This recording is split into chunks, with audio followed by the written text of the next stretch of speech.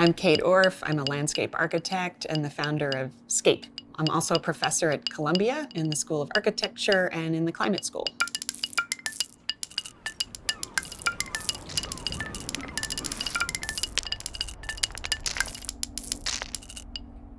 I love landscape for many, many reasons, mostly because it's messy and complicated and it is life-giving. And if you can understand the systems and how landscape works, it's like a lifetime of enjoyment, of just like being part of the natural world and understanding that you're a human in the natural world, you're part of nature, and you can begin to see how these relationships kind of come together.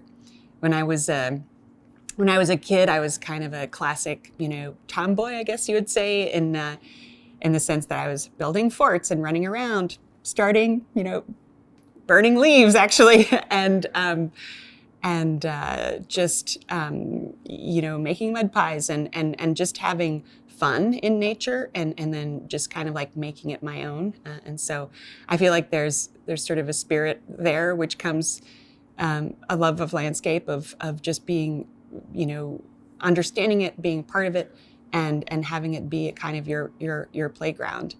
And as I got older and as I began to take advanced ecology courses and marine biology and understanding really, the science of living systems, then it became, not only fun, but kind of fascinating to see how species are relating, and the relationships between, say, like pollinator, plants and insects, and really how everything kind of clicks together. So I have a pattern-seeking brain, like seeing those patterns in nature and understanding like the human role in the ecosystem has been just something that's a source of constant fascination and love.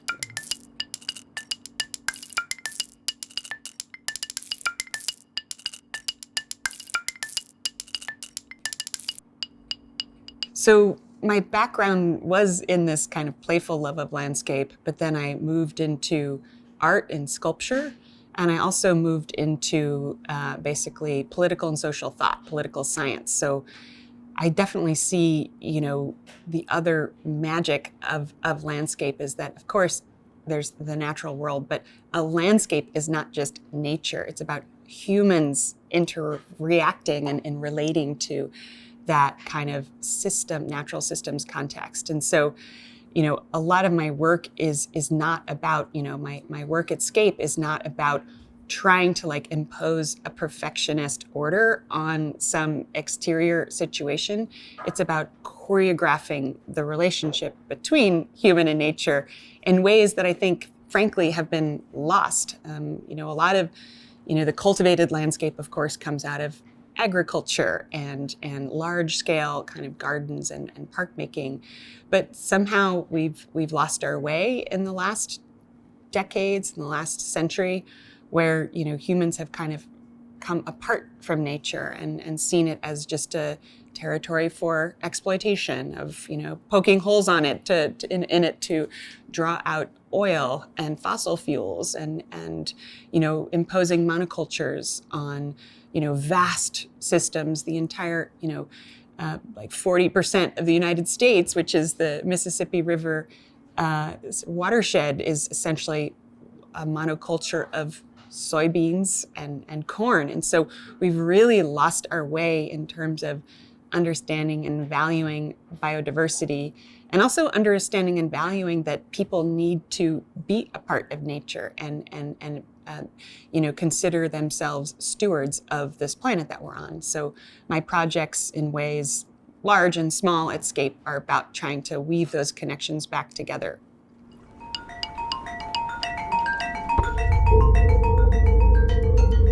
The ocean is a great example. I am a landscape architect, but I really feel like if I could do it over again, I would invent some ocean architect position, because water for me is also just something that connects us. It sustains us. It's truly a commons, right? It's a drop of water in the Andes is going to meet a drop of water in the Gulf of Mexico at one moment in its life. And so I feel like, understanding that sort of larger scale of landscape connectivity and water is really not only going to bring you a better environment, a safer environment, but also a joyful relationship with and understanding of the species around you. I can't go for a walk in my local forest, which is in Queens, New York, without hearing a scarlet tanager or understanding that there's an owl or noticing that there's a certain species of shrub that's in bloom. And somehow all of this information about the living world sort of becomes manifest in you and your own rhythms of your own life. And it kind of grounds you in the world in a way that, I can't imagine living any other way.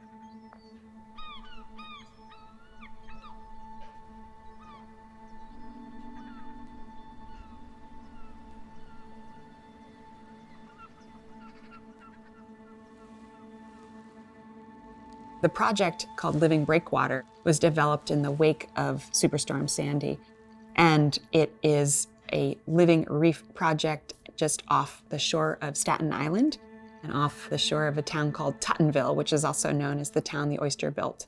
So what has happened is over the past 100 years, the protective oyster reefs that once protected Staten Island have been dredged and had collapsed because of water quality. So the project Living Breakwaters basically reintroduces this protective rocky structure, seeds that structure with oysters, and then also engages educators, bringing educators back to the shore. So it's a project that's ultimately rooted in bringing community and landscape together through the form of this, this rocky breakwater that's designed specifically to recruit oysters and designed specifically as finfish habitat. So it's kind of reducing risk from our future climate, really rebuilding this habitat that is basically down to 0% now in our harbor. So it's reintroducing this kind of rocky intertidal habitat. So this is a project that was 10 years in the making, and it is built, and it is in Raritan Bay, and it is doing its job of slowing the water, cleaning the water, and rebuilding this incredible intertidal habitat. And we've seen oysters take hold, bald eagles, seals hauling out.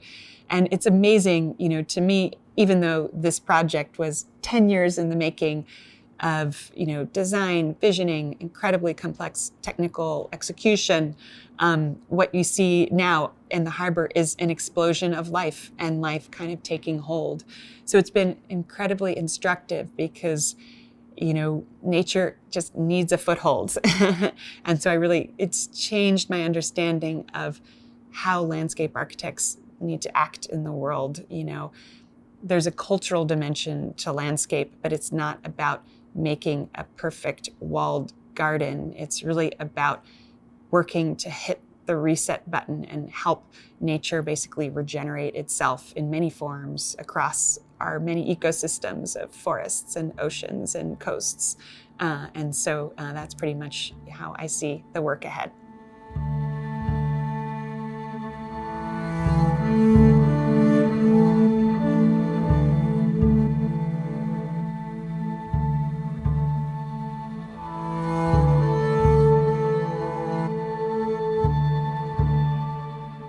One thing that drew me to landscape architecture is that you have to think with both sides of your brain. There's a highly visionary, creative side to what you do. It's propositional thinking. It's like, what if? And so it's very, very future-oriented. But then the other half is very technical, science-driven, almost engineering in its nature. And landscape kind of melds those two things at every moment. So you're understanding the world and how it fits together and the technical aspects of that, but you're also questioning all those things and trying to cast it differently into the future. So I feel like this inherently multiple ways of thinking and doing also gives you a great starting point for just truly interdisciplinary thinking and work. And that is what is required now. All of our projects were deeply embedded in a policy conversation. We're embedded in a technical conversation with engineers.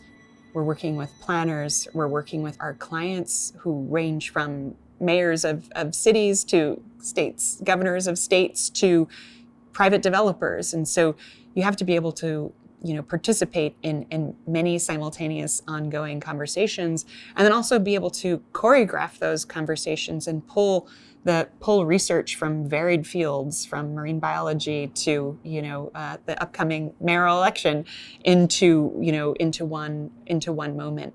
And so I think it's the challenges ahead in our broader environment are going to require interdisciplinary thinking.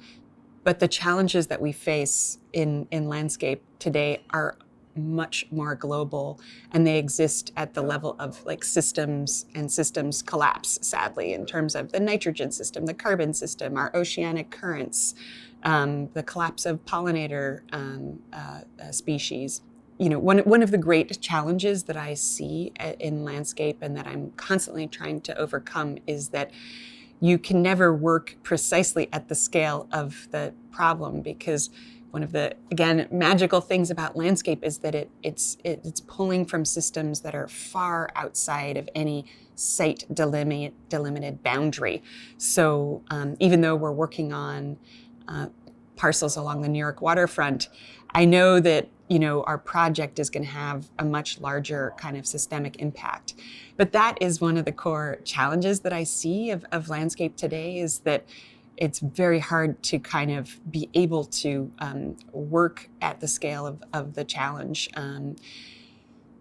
I've written a lot about that.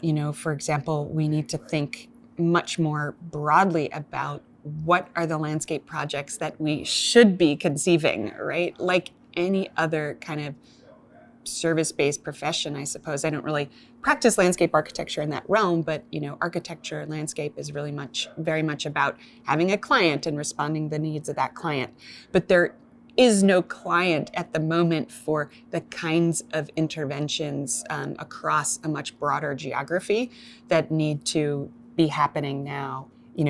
For example, I talked earlier about the Mississippi River watershed, right? So this is America's river. This is, has been something that's helped define the character of our country. And it has wildly diverse people, states, economies along the length of this river, from, pig farmers in Iowa to shrimpers in Louisiana, chemical plants, et cetera, along its length. But of course, to intervene in that system, you would have to go through,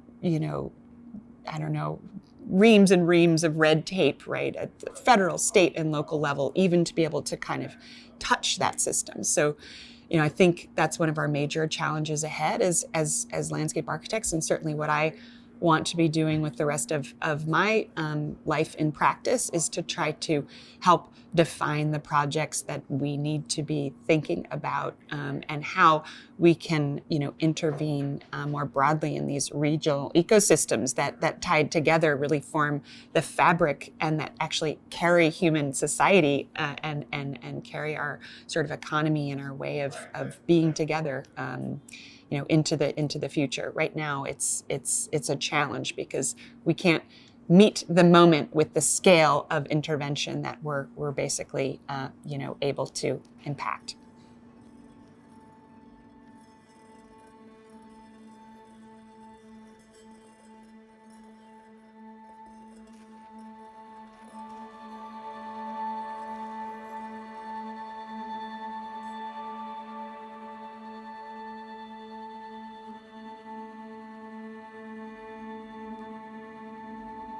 So I think, if you look back in history at landscapes too, there was this moment of like solitary contemplation of nature, but nature has, and farming has always been this kind of collective act, right?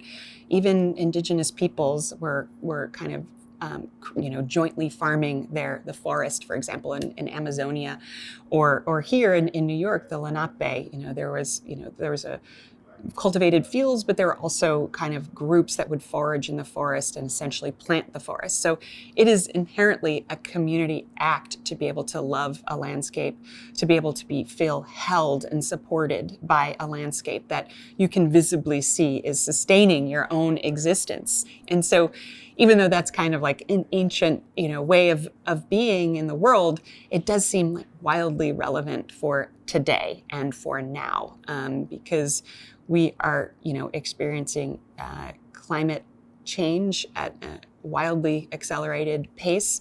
We are seeing our forests go up in infernos. We are seeing our fields being, kind of tainted by chemicals and pollution. We are seeing the water bodies that we once sort of derived, rich shellfish and finfish from collapsing and those species disappearing. So, I think now is the time for communities to really understand what's happening in your immediate environs, to be able to love, to cultivate, to watch, to steward your immediate environs, and for you to also think of yourself as a landscape architect, right? Because, it's not just you in a kind of a passive relationship to your environment. It's you and people working together as part of a community with shared purpose, understanding what is happening here, how can I kind of repair, how can I intervene, how can I be a part of a landscape solution, right? And that could be as simple as, becoming part of, an oyster restoration project, or pulling down invasive species and invasive vines out of your local community forest, or, actively composting and sharing that compost with your neighbors. There are many things that you can do at a local scale and a community scale. Importantly, communities are also like the sentinel of change. Here, I wrote a book on Jamaica Bay, which is a large, very urban bay here in New York City, out by JFK Airport. And that bay was very, very rapidly losing its marshy islands. And the people that brought that to the public's attention were not, scientists at Columbia University or elsewhere. There were fishermen and folks who lived in the bay and around the bay, and who in their daily lives saw these changes happening and really raised the alarm about it. So I do feel like, communities are definitely part of the frame of action and solution in the landscape space, because it goes beyond just what you can do individually. It goes beyond, national policy or global policy on carbon and climate, but it's really you in association with neighbors that can really impact truly a landscape scale of change. And that's why I think like somehow there's a certain, magical lock that connects, communities who are activated and aware with these transformative projects in landscape architecture. And they kind of work together, right? Because in some ways, landscape projects can inspire communities, right? And the reverse is the same, right? Communities can come together and evoke and advocate for change and repair.